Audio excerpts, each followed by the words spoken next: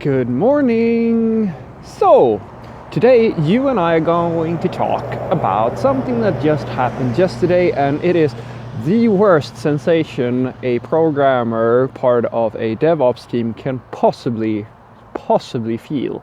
Well, it's at least at the top three. I would say that probably the worst sensation in the world a programmer in a DevOps team can experience is dropping production database with no backups. Yeah, and for those of you who haven't done that, trust me, that is very often the kiss of death to your entire company. Anywho, so yesterday, it was just another day at work, tapping away, providing that value, building those features, testing that code, and we made a release just an hour or two before quitting time, and one of our customers contacts this tech support or the support channel and says, hey, the website is down. Everybody freezes. Some of our business colleagues have always have asked us the development team to, can you have some indicator when there's a problem or something? And I said, oh, that's easy. Just look over at our desks. If we are not all at our own desk, we're standing in a half circle around somebody's desk, shit has just hit the fan. Something has gone awfully wrong. So if you see that, that's your indication. Don't disturb us. Things are happening right now. And that's exactly what happened. So we pull up the website, 500 error on the start screen, on the landing page, first page. And so we immediately what could have caused it? Odds are that one of our new releases have caused it, because we released something 30 minutes ago. So makes sense, right? And so we kind of quickly figure out that one of my colleagues had been working on a feature. He had pushed it to production and it broke everything. And so what we did, we kept calm, checked the logs, tried to figure out what was wrong. As he rolled back, and basically for those of you who aren't used to that term, rollback means that since you're using something called version control in order to save your code at different intervals, so every save you make or every contribution you make, you save as an individual save, and then rollback means to just go back one step before that. It's like loading a game before the problem you faced in last boss or whatever. You just roll it back before. And so we did that, and we started figuring out, okay, what is the issue? What the problem is coming from? And the thing is that we very quickly realized that there was an issue with the database and inconsistency in the database. I'm not going to go too far into exactly what the problem was, but as we stood there, everybody came over, even the CTO, the manager of us all, came over and tried to help out and so forth. And my colleague who had pushed this feature and did the rollback, I think he just turned 25. It was his birthday just the other week. And the thing is that he kept a brave face, but I could see that it felt horrible. And I know how it feels, because I've been there more than once. Breaking something in production is one of the most horrible sensations a programmer can face. It is not fun. It's not fun at all. He kept a brave face anyway, and he did the thing that you should do if you break production. He fessed up. He didn't get defensive. He didn't start complaining about processes or bullshit or anything like that. He got busy. He started immediately trying to figure out what the problem was, because when things break in production, it's not at that point in time, or it shouldn't be. Nobody cares whose fault it is. It's about fixing the problem. And so we fixed the problem. He kept a brave face and starting talking about, okay, these are the things that cause the issues. What could we do differently to not cause this issue in the future? And so we started having an open dialogue about, what could we do in the future? Completely unloaded, nobody's blaming nobody.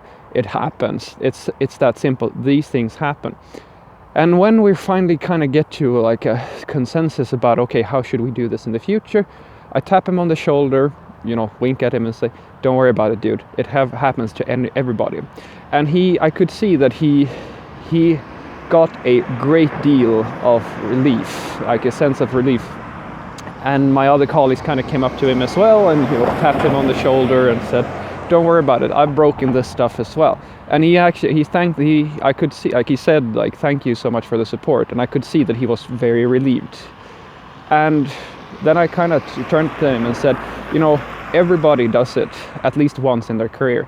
For me, the most horrible experience breaking production was at Ticketmaster, where, well, I basically pulled down the Ticketmaster in all of Europe for 6 minutes.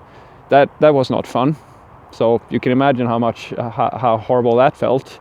My other colleague told a story about his previous job where he by accident deleted the production database, which was exactly what I was saying. That's the worst thing you can do.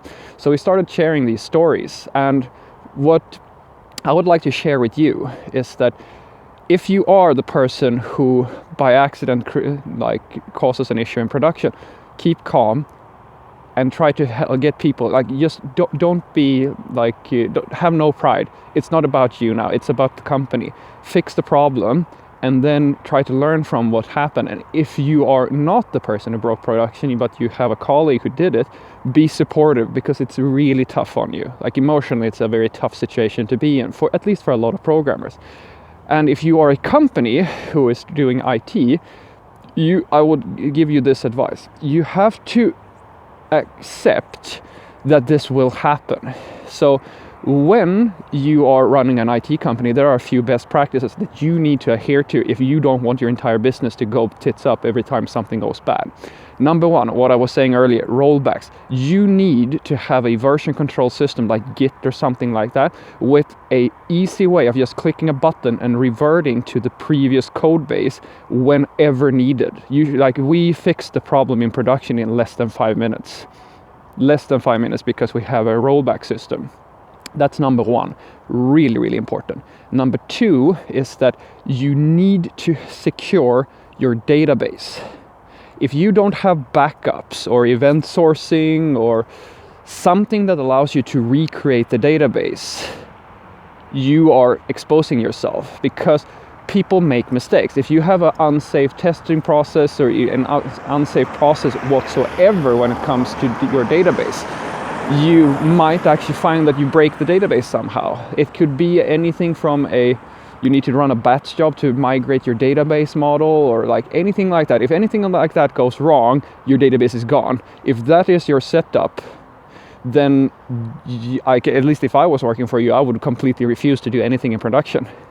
Because and that was the case at Ticketmaster. They had a release process that was literally so unsafe that you could, with just a poorly executed command, basically break all of the production environments. And that is not fun. That is you putting your developers in basically a risk position every time they need to do a release. That's really bad. So as a company, you need to acknowledge that you have to have a process around this.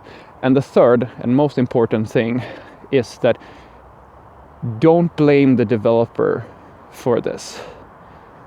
This is how do I put it? This is the sort of thing that really that will kill any ambition for a person to working in your company.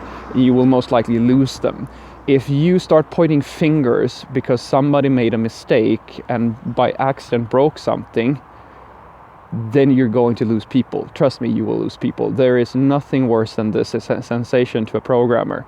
And trust me, nobody wants to break production, by trying, they're not trying to break production. It happens. Software development is hard.